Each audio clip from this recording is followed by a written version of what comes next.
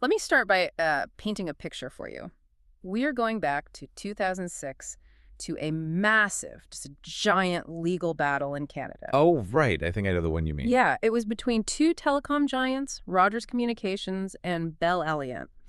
And they had this contract regarding the leasing of utility poles. Sounds incredibly dry, but I know it wasn't. Right. It was a standard corporate agreement, hundreds of pages long, drafted by teams of highly paid corporate lawyers. But then an explosive dispute arose over the cancellation clause. Because of course it did. Exactly. Bell Atlantic wanted to terminate the contract early and raise the rates. Rogers Communications said, absolutely not. The contract guarantees us this rate for 5 years. So they took it to the regulators. And this is where it gets interesting. It really does. When the legal teams looked closely at the contract, they realized that the entire dispute, and we are talking about a dispute worth roughly $1 million, came down to the placement of a single solitary comma in a single sentence. Just one comma. One comma. Rogers argued the comma meant the contract ran for 5 years no matter what. Bell Atlantic argued the comma separated the clauses in a way that, well, allowed them to cancel with just 1 year's notice. And because of that one little smudge of ink, $1 million hung in the balance. Yeah, it is a legendary case in the legal world. And it perfectly illustrates the central problem with contracts, honestly. How so? Well, we treat these documents as if they are, made of stone, as if they are absolute mathematical proof of an agreement. But the reality is, a contract is made of language, and human language is inherently flawed. It's porous, and it's prone to extreme ambiguity. Exactly. And that gap, that massive, terrifying canyon between what is written on a piece of paper and what was actually in the minds of the people signing it, that's what we are diving into today. I'm very excited for this. Me too. We are going to explore this masterclass in human psychology and legal interpretation found in the Civil Code of the Philippines. Specifically, we're going deep into Chapter 5, which covers the interpretation of contracts. Right, covering Articles 1370 all the way to 1379. You got it. We are going to examine the rules step by step. Our mission for this deep dive is to figure out how the legal system acts as like a forensic linguist. How does the law rescue a deal when the words fail? Right, how does a judge figure out what you truly meant years after the ink has dried? Exactly. It is an incredibly fascinating journey because we are dealing with a foundational pillar of civil law. I mean, there is a deeply ingrained principle that a valid contract has the force of law between the contracting parties. Like your own personal legislation. Exactly. When you sign a valid agreement, you are essentially creating private legislation that governs your relationship with that other person or that corporation. But here's the big question. What happens when your private law is terribly drafted? Right. What happens when it's contradictory? Or when unforeseen circumstances arise that the words just, don't cover? Which happens all the time. All the time. The rules of interpretation we are about to explore aren't just academic theories meant for bar exams. They are precisely. If the language is plain and unambiguous, the courts will not, and honestly cannot, try to read hidden meanings into it. The primary question at this stage isn't what secretly existed in the minds of the parties. Right. The question is what intention is objectively expressed in the specific language they chose to sign their names to. Yeah. The written word is paramount because, well, society needs stability. That makes sense. If every clear contract could be overturned by someone suddenly claiming, well, that's not actually what I meant, the entire economy would collapse. You need to be able to rely on a written document. That makes perfect sense for a functioning society. But I know there's a catch here. What happens if the words are clear, but the context just screams that the words are a complete lie? That is exactly what the second paragraph of Article 1370 addresses, and it is where the real legal work begins. Okay, lay it on me. The law states that if the words appear to be contrary to the evident intention of the parties, the law dictates that the evident intention shall prevail over the written words. Wait, really? That seems incredibly dangerous. It sounds, yes. If the written word is supposed to be binding, how can a court just bypass the text? If I sign a document that says, I am selling you my house, how can a judge rule that I didn't actually sell it?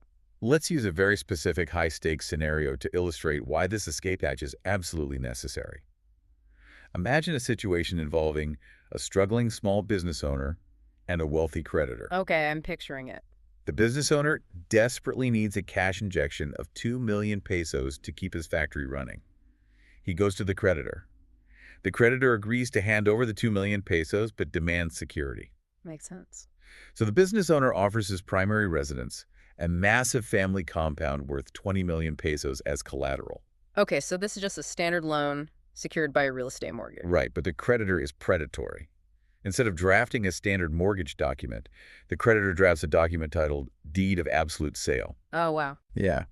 The document clearly, unambiguously states that the business owner is selling the 20 million peso family compound to the creditor for the paltry sum of 2 million pesos. And the business owner, desperate for the cash to save his factory, signs it. So on paper, a clear, literal interpretation says a sale just happened. The text is completely unambiguous. Exactly. The literal words say sale. But let's look at the reality of the situation following the signing. The supposed seller, the business owner, continues to live in the house. Okay. He continues to pay the property taxes. He continues to pay for the upkeep. Meanwhile, he is sending monthly checks to the buyer that perfectly match a standard interest rate on a 2 million peso loan. I see where this is going. The document is essentially a disguise. It is a complete disguise. If the court rigidly applied only the first paragraph of Article 1370, the predatory creditor would legally steal an 18 million peso windfall just because the literal text says sale. But the second paragraph kicks in to prevent this gross injustice. The court will look at the massive discrepancy between the true value of the property and the price paid, coupled with the fact that the seller remained in possession. And they realize it's a loan. Exactly. The court will determine that the evident intention of the parties was actually to secure a loan, an equitable mortgage, not to transfer ownership. Therefore, the evident intention prevails over the literal words sale. The law refuses to be blinded by the paper. I love that phrase, refusing to be blinded by the paper. It reminds me of a much lower stakes scenario like autocorrect on a smartphone. Oh, that's a good comparison. Right. If I send you a text message that says, I am stuck in traffic, please start the meeting without me and bring the duck. The duck. Yeah, the duck. The literal text says duck. If we apply a strict literal interpretation, you should go find a waterfowl and bring it to the boardroom. Which would be hilarious. It would. But based on our relationship, the context of the office, and the fact that we have a presentation, my evident intention is clearly that my phone auto-corrected the word deck, as in a slide deck. Right. The literal text is completely wrong, but the intention is obvious. The law is basically acting as a manual override for a poorly drafted document. That is a highly accurate analogy. The law is overriding the autocorrect error of the drafting process to reflect the reality of the human intent. But this raises a massive logistical problem. If the court is going to override the literal text, how on earth do they prove what that invisible intention was? That's the million-dollar question. Intent is a state of mind. It doesn't exist in the physical world. Are judges expected to use telepathy to figure out what was in the minds of these people 5 years ago when they signed the paper? That is the ultimate dilemma in contract law. You cannot put a state of mind on the witness stand. And that perfect transition brings us to the law's solution, which is found in Article 1371. Let's get into it. Since we cannot see the invisible intent, we must look at what is visible human behavior. Article 1371. The core idea here seems to be that actions speak louder than words. If you want to know what the parties meant, you don't just stare at the document. You look at what the parties actually did before, during, and after they signed it. Yes, precisely.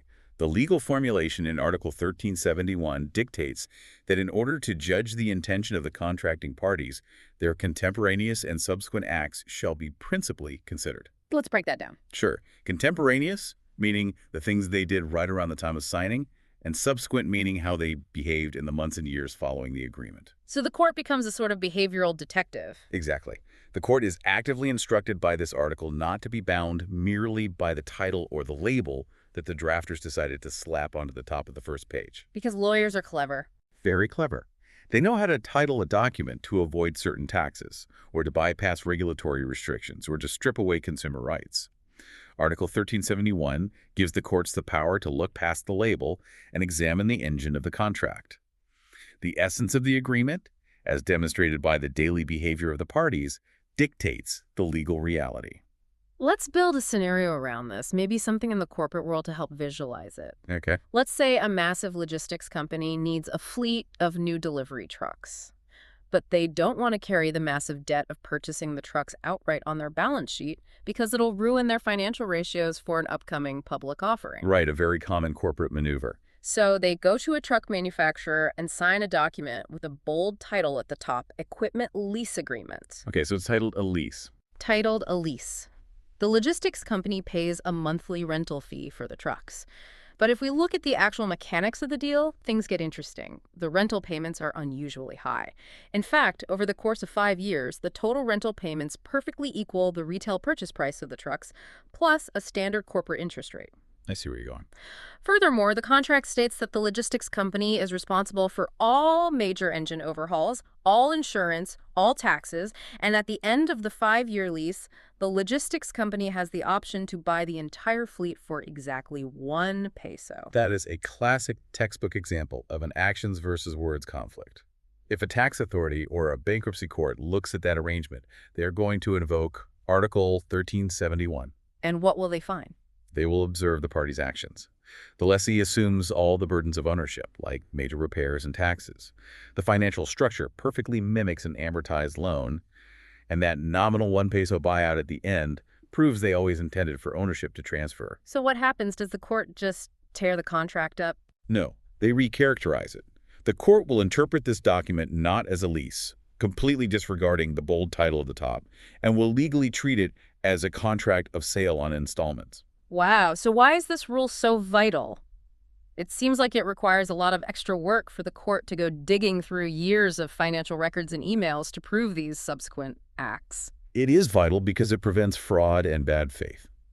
Without Article 1371, anyone could bypass the law simply by mislabeling a document. Right. If you want to avoid strict labor laws that protect employees, you could just hire a warehouse full of workers, force them to sign a document titled Independent Contractor Agreement, and then treat them like traditional employees.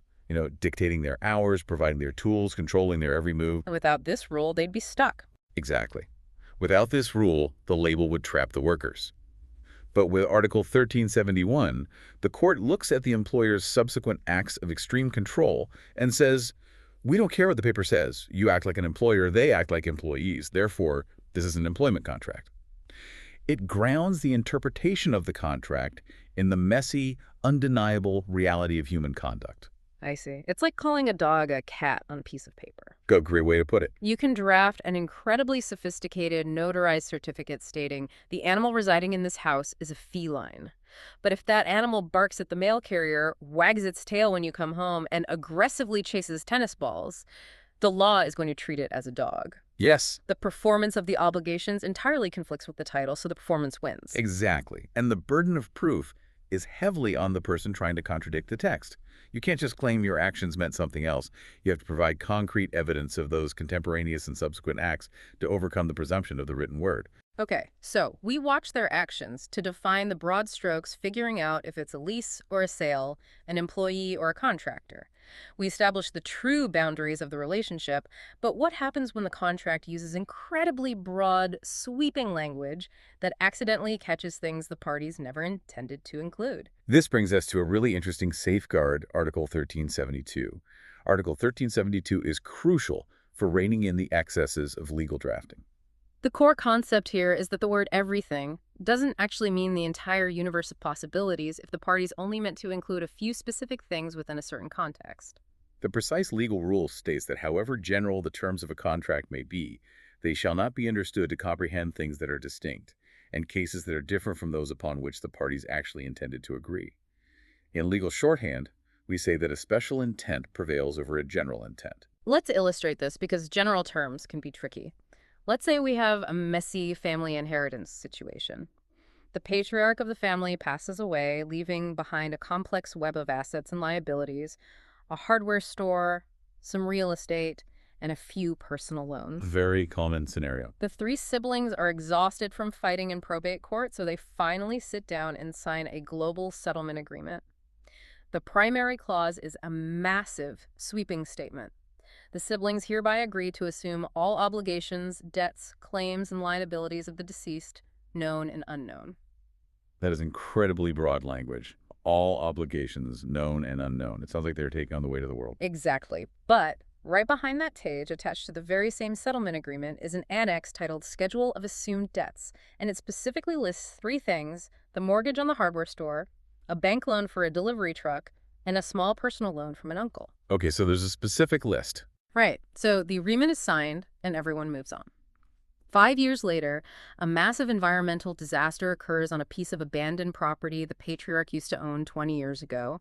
The government shows up with a 100 million peso cleanup bill and points to the settlement agreement, saying to the siblings, look, you agreed to assume all liabilities, known and unknown, pay up. This is exactly where Article 1372 saves the day. If the court simply read the word all in a vacuum, the siblings would be bankrupt. Right. But the court must look at the specific context. The general phrase, all obligations will be interpreted and severely restricted by the attached specific schedule. The court will conclude that the special intent of the parties was to settle the immediate known business debts of the hardware store to finalize the probate. They weren't thinking about a 20-year-old toxic dump. Exactly. They did not intend to assume an unforeseeable, distinct, and catastrophic environmental liability from decades past. The environmental cleanup is a case that is fundamentally different from what they were negotiating. Therefore, all actually just means the specific things we were talking about. That is a massive relief for anyone who has ever signed a standard legal form. But it begs a rather obvious question. If the courts are just going to restrict these massive, sweeping general terms to specific contexts anyway, why do lawyers relentlessly continue to use them? Why not just write exactly what you mean from the start? It is a product of risk aversion in the legal profession. Oh, of course. Lawyers use boilerplate, catch-all phrases because they are terrified of leaving something out. If they only list the 3 specific debts and then a minor related 4th debt pops up, say, a small amount of unpaid interest on the delivery truck loan, they want the phrase all obligations to be broad enough to sweep that related 4th debt into the agreement. So it's a safety net. The general language is meant to act as a safety net for variations of the intended topic. The problem arises when an opposing party weaponizes that safety net to capture something entirely foreign and distinct from the original deal. Article 1372 is the court's way of saying, we see what your safety net was designed to catch, and we will not let you use it to capture a whale when you are fishing for minnows. I really like that. It's like telling a friend who is house sitting for the weekend, make yourself at home, help yourself to anything in the fridge. You are using a general term, anything. Right. But there is an understood special intent based on the context. If you come home and find out they drank your ultra-rare $1,000 vintage champagne that was tucked in the back for your wedding anniversary, you would be furious. I would be livid. Exactly. And they can't just point at you and say, but you said anything. The general term anything is restricted by the specific intent of providing casual weekend meals. Yes. The human understanding limits the absolute dictionary definition of the sweeping word. So we try to restrict these general terms to save the parties from disaster. But sometimes the problem isn't a broad word. Sometimes the problem is a specific clause that is so badly written, it might actually destroy the entire contract. This happens more often than you'd think. We have to choose between multiple meanings just to keep the agreement alive. This brings us to a fundamental philosophy of civil law found in Article 1373. Yes, Article 1373 is all about preservation. It is the rule of efficacy. The concept is quite elegant. If a clause in a contract can mean 2 different things, and one of those meanings destroys the contract by making it illegal or completely void, while the other meaning saves it and makes it functional, the judge is required to pick the meaning that saves the contract. The precise legal language is that if some stipulation of any contract should admit of several meanings, it shall be understood as bearing that import which is most adequate to render it effectual.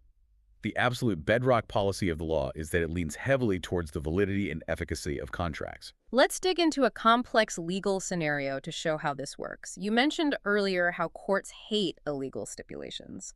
Let's talk about loans and collateral again. Suppose 2 business partners enter into a loan agreement. One borrows 5 million pesos and puts up a piece of commercial land as collateral. Okay. The contract contains a very poorly drafted stipulation that reads, in the event of failure to pay the 5 million pesos on the due date, the commercial land will be automatically transferred and appropriated to the lender. Okay, this is a perfect example because we need to talk about a concept called pactum commissorium. Under Philippine law, a pactum commissorium is an agreement where the creditor automatically appropriates the collateral if the debtor defaults. It bypasses the legal requirement of a public foreclosure sale. And why is that illegal? Why can't 2 adults just agree to that? Because it is inherently predatory and violates public policy. If you owe $5 million, but your land is worth $15 million, an automatic transfer allows the creditor to steal 10 million pesos of equity. Ah, I see. The law requires a foreclosure sale, so the property is sold at market value, the debt is paid, and any excess money is returned to the debtor. Therefore, any clause that looks like a pactum commissorium is absolutely null and void. Okay, so back to our poorly drafted contract. Interpretation A reads the phrase automatically transferred, literally. It is an illegal pactum commissorium. If the judge sees Interpretation A, that clause is void, it is struck down, and the creditor might lose their security arrangement entirely. Right. But let's look at interpretation B. Perhaps the phrase will be automatically transferred can be interpreted not as an immediate magical change of ownership, but as a binding promise by the debtor to execute a separate valid deed of sale in favor of the creditor at a fair market valuation after the default occurs as a way to settle the debt. So Interpretation B transforms an illegal automatic forfeiture into a legal secondary agreement to sell the property to cover the debt. Yeah. Exactly. A promise to assign property in payment of a debt known as dastyun and pago is perfectly legal, so the court is faced with a choice. Interpretation A makes the clause a criminal nullity. Interpretation B makes it a valid functioning mechanism to settle the debt. Under Article 1373, the court is legally obligated to reject Interpretation A and embrace Interpretation B. They will interpret it as a valid promise to sell so that the stipulation remains effectual. Why does the legal system care so much about saving these poorly written contracts? Why not just say, you hired a bad lawyer, you wrote an illegal clause, your contract is void, go home? Because tearing up contracts has a massive ripple effect on the economy. People don't enter into complex negotiations, hire attorneys, and sign extensive documents just for the thrill of the paperwork. They intend to create binding, working relationships. They intend to move capital, build buildings, and employ people. The law presumes that parties acting in good faith meant to do something legal and effective. If the court constantly chose the interpretation that destroyed contracts, business would grind to a halt because no one would trust that their agreements would survive a judicial review. So the law is kind of a safety net. Yes, the law acts as a conservator, trying to preserve the economic intent of the parties if the language permits even a sliver of a lawful interpretation. It makes a lot of sense. It is like coming to a fork in the road while you are reading a treasure map. One path on the map clearly leads directly off a cliff into a volcano. A volcano, nice. Yeah. And the other path weaves around the volcano and continues safely toward a town. Even if the drawing is a bit ambiguous, you have to assume the map maker intended for you to take the path that keeps you alive. You don't deliberately choose the interpretation of the map that destroys the journey. That is a brilliant way to conceptualize it. The law wants the contract to survive the journey. But to know which path actually makes sense, you can't just stare at that single fork in the road through a magnifying glass. You have to zoom out. You have to look at the entire map, the entire landscape, to see where the paths lead. And that macro-level perspective brings us beautifully to the next rule, Article 1374. Yes, Article 1374 establishes the rule of the harmonious whole. This is about structural integrity. The plain English concept for 1374 is read the whole document. You cannot just cherry-pick one isolated sentence out of a 50-page contract, strip it of all its surrounding context, and use it to win an argument. The legal framework states that the various stipulations of a contract shall be interpreted together. You must attribute to the doubtful clauses that sense which may result from all of them taken jointly. In legal practice, we sometimes refer to this as examining the four corners of the document. A clause cannot and must not be read in isolation. Let's build a complex example around this, because this happens in commercial disputes all the time. Imagine a massive, multi-million peso contract for the construction of a commercial shopping mall. These documents are notoriously thick. In the main body of the contract, under the General Conditions section, Clause 12 boldly states, the contractor assumes absolutely all risks of delay, and the owner shall not be liable for any financial compensation regarding timeline extensions, regardless of the cause. Okay, a very aggressive, very pro-owner, no damage for delay clause. Read in isolation. That means if the project takes an extra year, the contractor eats the cost of the extended labor and equipment rentals no matter what happens. Exactly. But let's flip to the back of the contract to a section called Special Conditions, specifically dealing with force majeure. Clause 85 down there says, if the project is halted for more than 30 consecutive days due to unseasonable Category 4 or higher typhoons, the owner shall compensate the contractor for daily equipment standby costs. A direct contradiction if you read them separately. Right, so a massive Category 4 typhoon hits. The site is flooded and shut down for 40 days. The contractor submits a bill for the standby costs. The mall owner furiously points to Clause 12 and says, "Look at the text. You assumed all risks of delay regardless of the cause. I owe you nothing." This is where Article 1374 prevents the owner from weaponizing that single clause. The court will not allow the owner to read Clause 12 in a vacuum. Interpreted together, the court will harmonize the entire document. The general rule in Clause 12 applies to standard construction delays, supply chain hiccups, labor shortages, minor weather issues. But the specific targeted language of Clause 85 carves out a rare exception for extreme typhoons.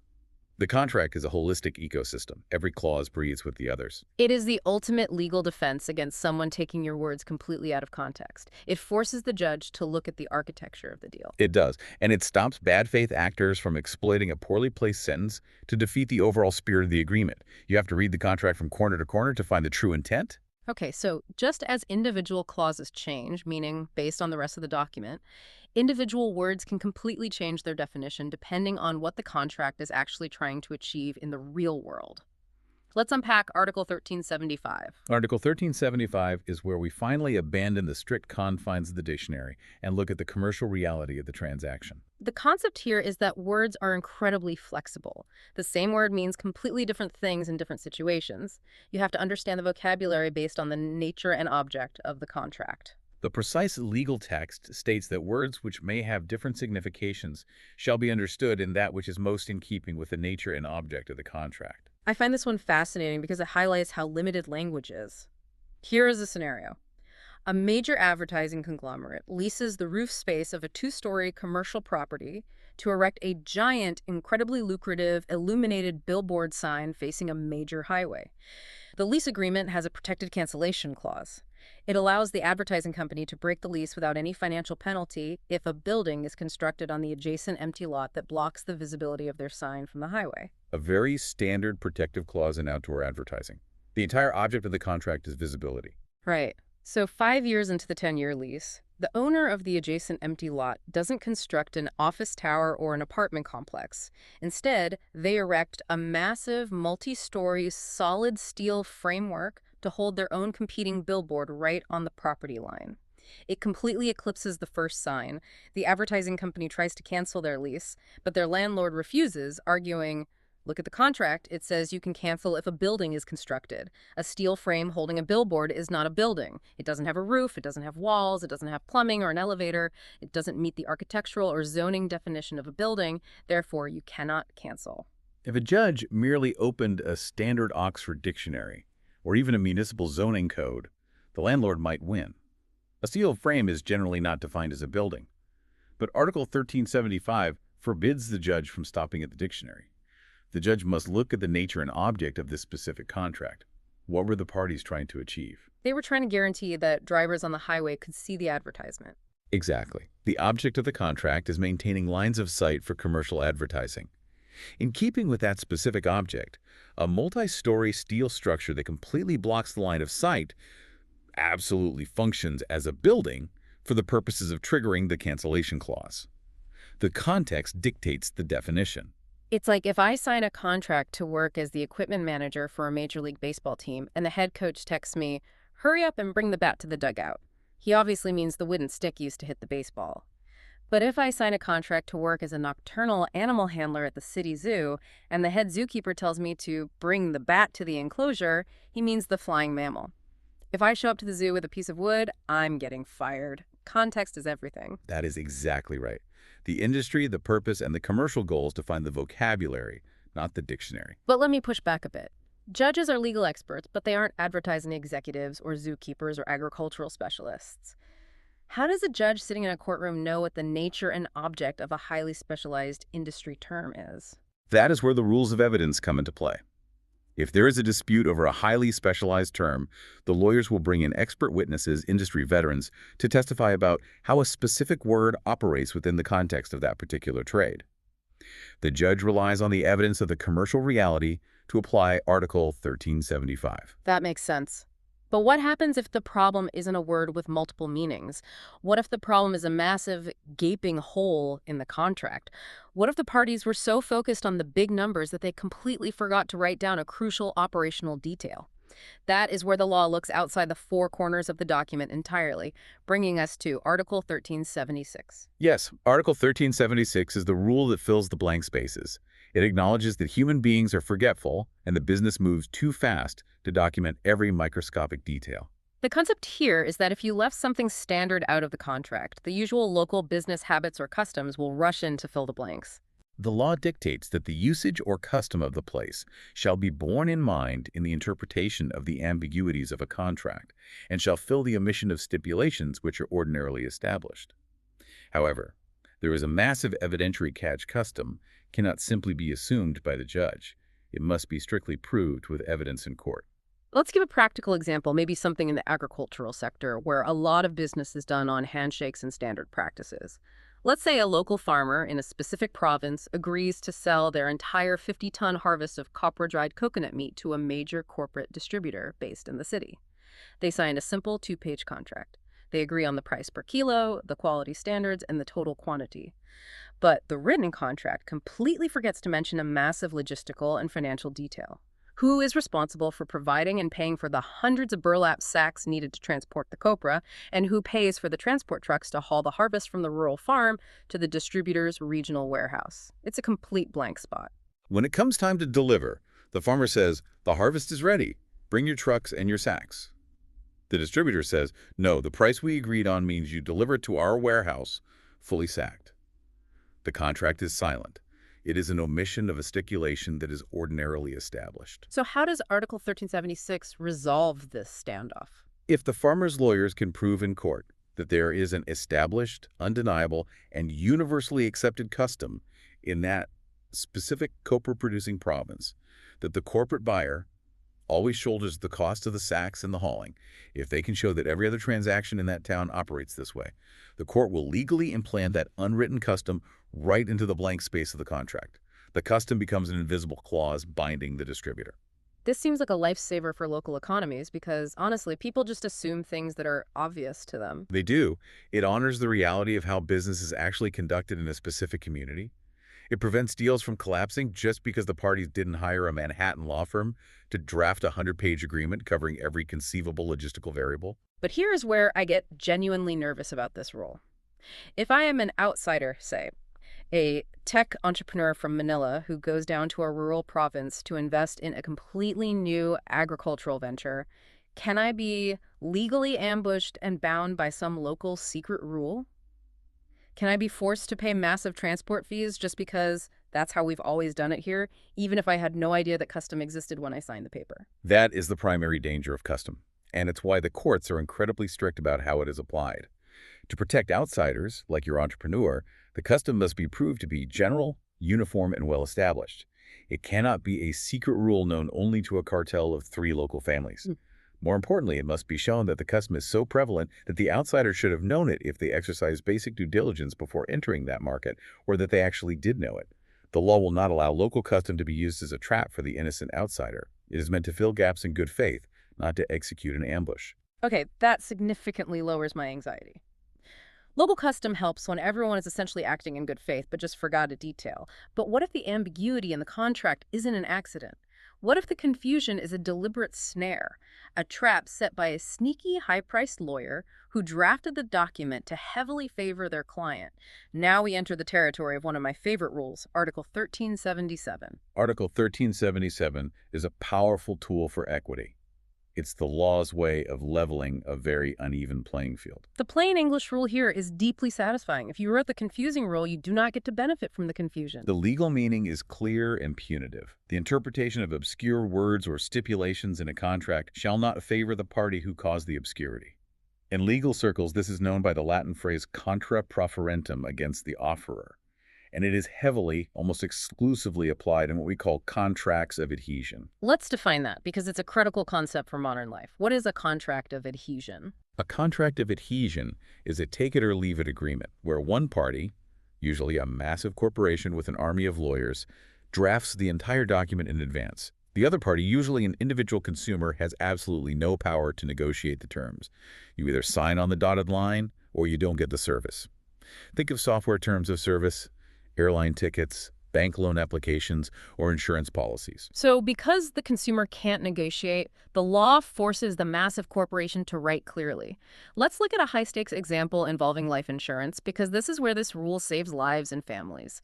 A father applies for a comprehensive life insurance policy. He is handed a dense 50-page booklet of pre-printed forms. He signs it. Page 2 of this booklet boldly states that the policy is effective and active on the first day of the month following the first premium payment. Standard language. The coverage starts when you pay. Right. But buried deep on page 42, buried in microscopic fine print under a section about employer payroll deductions, another clause states, failure of your employer to deduct the premium from your salary does not lapse the policy. The unpaid premium is merely considered a debt against the final payout.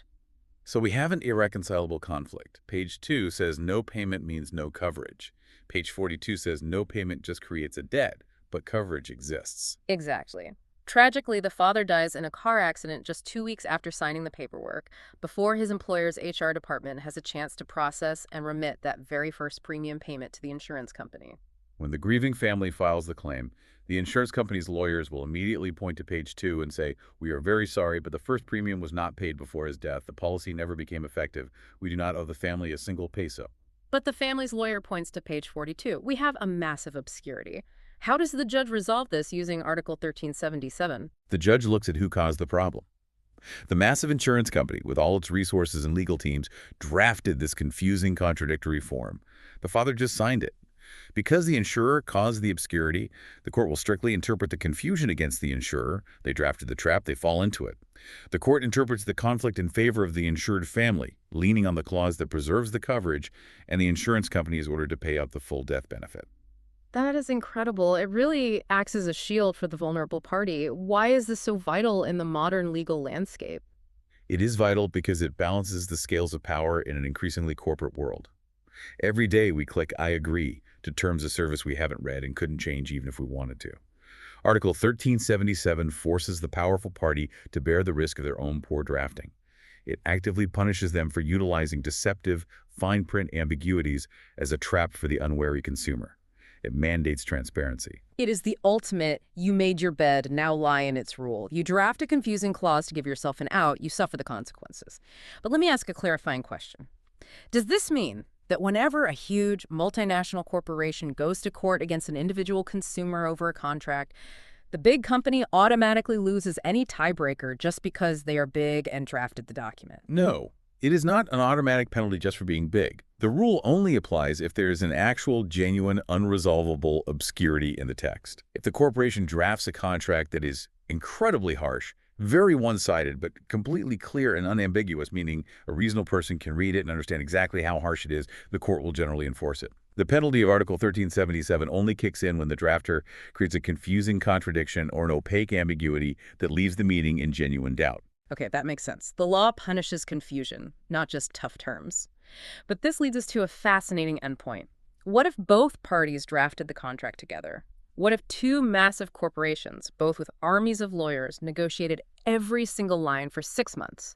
Neither party is the weaker consumer, neither party was the sole drafter, so we can't punish one over the other. And yet, there is still a crippling doubt about what a key clause means, and none of the previous rules, not actions, not context, not custom, can solve it. What happens then? This is where Article 1378 gives us the final ultimate tiebreakers. Yes, Article 1378 is the end of the line. It is the fail-safe mechanism of the Civil Code. When all the forensic linguistics fail, the law applies cold, hard logic. The concept here operates like a flowchart. If we absolutely cannot figure out the doubt, we must ask a fundamental question about the nature of the deal. Was this contract a free gift or was it a business trade?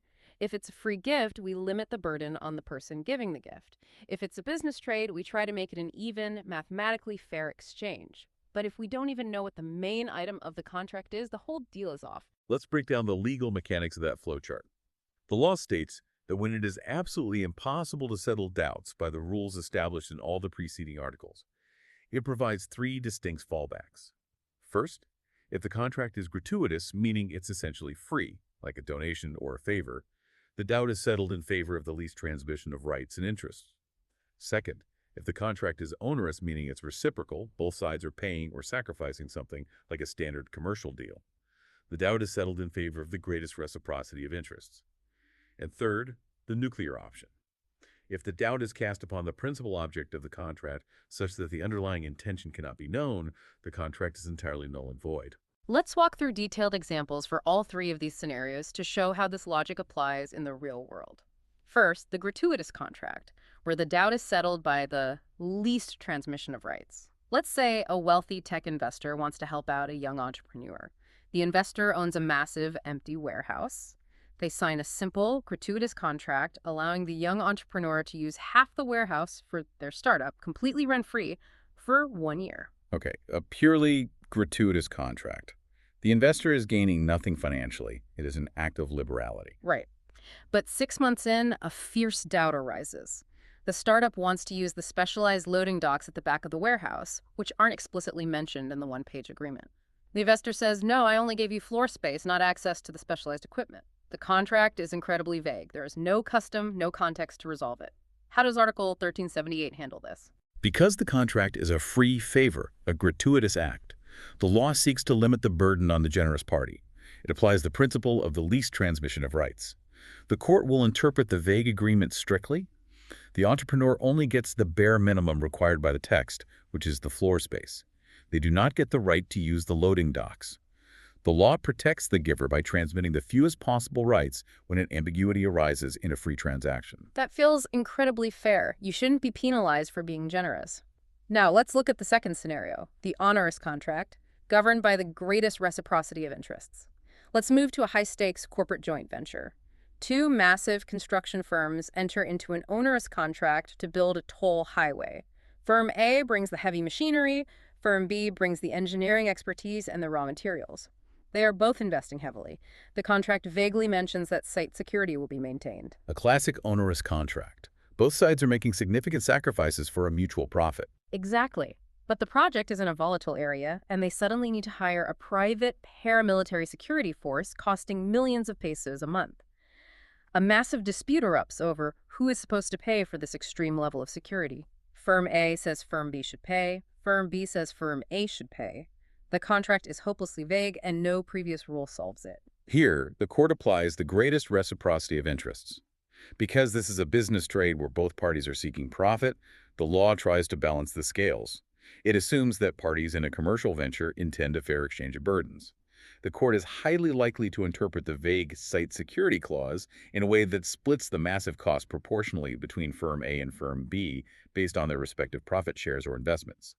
The goal is to maximize fairness and reciprocity, ensuring one party doesn't absorb a catastrophic unintended loss, while the other reaps all the profit from a shared ambiguity. It's basically the legal system stepping in to enforce a mathematically fair compromise when the words fail. Which brings us to the third and final scenario, the void contract. This is the absolute end of the road.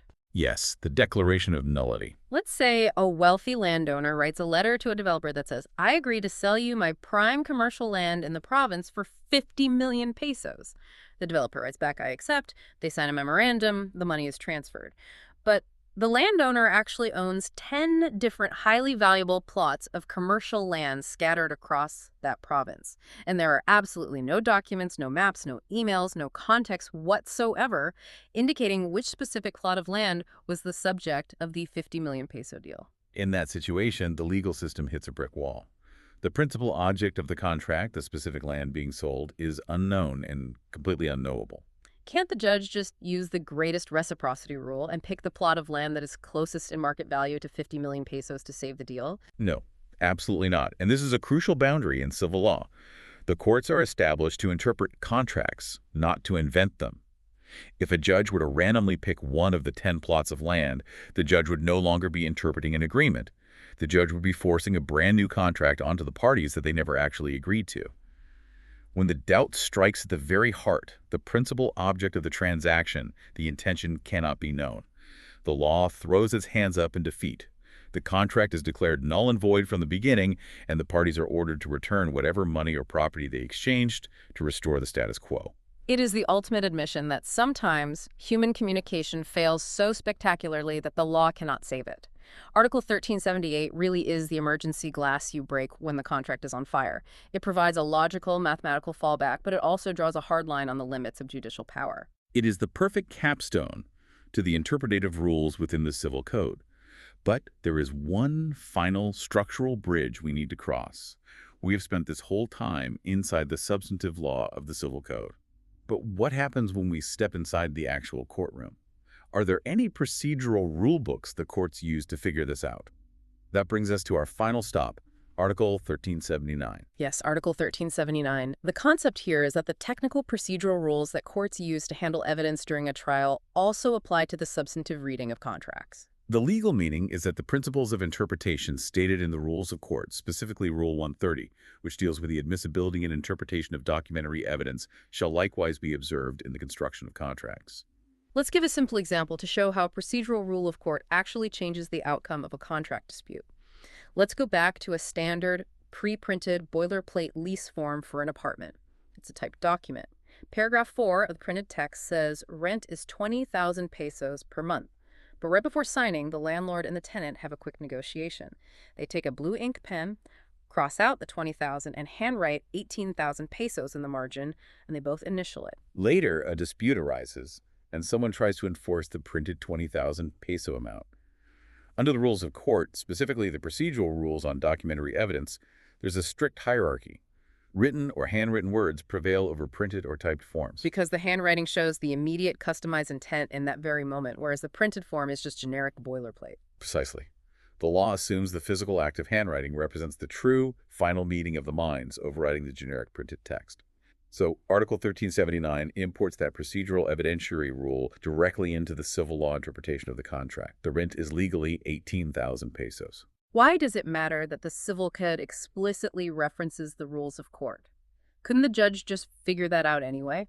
It matters because it ensures absolute consistency across the entire legal system. The substantive law of Chursi contracts the Civil Code, which tells us what our rights are, and the procedural law of evidence, the rules of court, which tells us how to prove those rights in front of a judge, are structurally synchronized. They are working hand in hand to find the truth, preventing a scenario where a contract means one thing under the Civil Code but something else entirely when you try to introduce it as evidence in a trial. It's like playing a highly complex sport and realizing you can use the referee's official technical handbook to help strategize your own plays on the field. You have the rules of the game and the rules of the referee all perfectly aligned. It rounds out the tool belt and gives us a complete, cohesive system for decoding any human agreement. It truly is a comprehensive system designed to navigate the treacherous waters of human communication. Let's take a breath and recap this incredible journey. For everyone listening, you have just taken a forensic masterclass in how the legal system reads what you write. We learned that the literal text is the baseline, but if it contradicts the obvious truth, the evident intention wins the day under Article 1370. We saw how judges become behavioral detectives, letting your actions speak louder than your words under 1371. We watched the law restrict dangerous, sweeping general terms in 1372, and how it actively fights to save your contract from destroying itself through illegal clauses in 1373. We also explored the architecture of agreements, learning that you must read the contract as a holistic map under 1374, and how the specific industry context and commercial purpose dictate the dictionary definitions under 1375. Exactly. And when there are massive blank spots, we saw how the law lets local custom fill the gaps in 1376. If a powerful corporation writes a confusing predatory trap, we punish the drafter in 1377. And when all the linguistic tools fail, we apply the ultimate mathematical tiebreakers of least transmission for gifts versus greatest reciprocity for trades, and we learned exactly when a court will admit defeat and void the contract entirely in 1378. All while keeping the court's procedural rules of evidence in our back pocket with 1379. It is a brilliant, deeply layered system. What stands out to me is how much the law genuinely cares about discovering the truth of human relationships rather than just blindly enforcing the paper. And that brings me to a final, slightly philosophical thought I want to leave you with. We have spent this entire deep dive dissecting the incredibly sophisticated rules for interpreting words on a page. But if all these complex rules, all these escape hatches and behavioral analyses exist purely to figure out what was actually in the minds of the parties, perhaps the truest contract doesn't actually exist on the paper at all. That is a profound perspective to take away from this. The paper, the ink, the notarized signatures, the fancy legal titles, they're just a shadow. The real contract, the true binding agreement, is the human relationship. It is the mutual understanding floating invisibly between the two people involved. The paper is just our clumsy, flawed attempt to capture that invisible understanding and freeze it in time. So, the next time you sit across a desk, pen in hand, ready to close a deal, ask yourself, are we just matching signatures on a piece of paper, or are we truly matching minds? Fantastic critical question to keep at the forefront of any negotiation. Thank you so much for joining us on this deep dive into the interpretation of contracts under the Civil Code of the Philippines. We hope we've given you a powerful new lens through which to view your agreements, encouraging you to approach your next negotiation not just as a reader of words, but as a true interpreter of intent.